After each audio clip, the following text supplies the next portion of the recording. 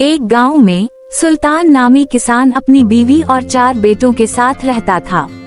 सुल्तान खेतों में मेहनत मजदूरी करता था और अपने कुनबे को खिलाया करता था, लेकिन उसके 4 बेटे सुस्त थे जो उसी तरह गांव में घूमते थे। एक दिन सुल्तान ने अपनी अहलिया से कहा कि मैं अभी भी खेतों में काम कर रहा हूँ। जमीला, मैं अभी भी खेतों में काम कर रहा हूँ, लेकिन मेरे बाद इन लड़कों का क्या होगा? उन्होंने तो कभी सख्त मेहनत भी नहीं की, ये तो कभी खेत में नहीं गए हैं। सब्र करो, सब जवान है, आहिस्ता आहिस्ता वो भी काम करना शुरू कर देंगे। वक्त गुजरता गया और सुल्तान के बेटों ने कोई काम नहीं किया। एक दफा सुल्तान बहुत बीमार हो गया। वो तवील अरसे तक अलील रहा। इसने अपनी अहलिया से कहा कि वो 4 बेटों को फोन करे। बेटों जल्दी घर आ जाओ, तुम्हारे बाप की तबीयत सख्त खराब है, वो आपसे कुछ बात करना चाहते हैं। बेटों, मैं बीमार हो, मेरी जिंदगी खत्म हो चुकी है। बेटों, मैंने अपनी जिंदगी में जो कुछ भी कमाया है वो मेरे खेतों के नीचे है।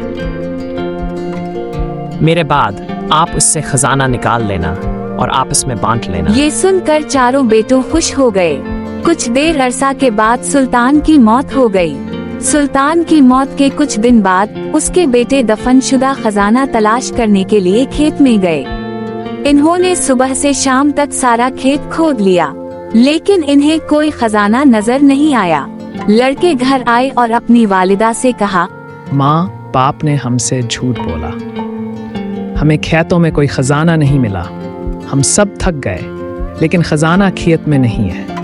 आपके वालिद ने झूठ बोला नहीं है, बल्कि तुम्हें मेहनत सिखा दिया। आपके वालिद ने अपनी जिंदगी में ये मकान और खेत कमाया है, और अब तुम सब ने खेत खुद ही लिया है, तो उसमें बीज लगाओ। इसके बाद लड़कों ने बीज बोया और माँ की हिदायत के मुताबिक पानी दिया। कुछ अरसे के बाद फसल पक कर तैयार हो गई। लड़कों ने इसे बेचकर अच्छा मुनाफा कमाया, जिसके बाद वो अपनी वालिदा के पास पहुँचे। माँ, हमने मेहनत की, तमाम फ्रूट और सब्जी वगैरह परचेज करके बहुत मुनाफा कमाया। हम सब बहुत खुश हैं। बेटों, आपकी मेहनत ही असली खजाना है। यही बात आपके वालिद आपको समझाना चाहते थे। हमें सुस्ती छोड़कर सख्त मेहनत करनी चाहिए। मेहनत करना इंसान की असल दौलत है।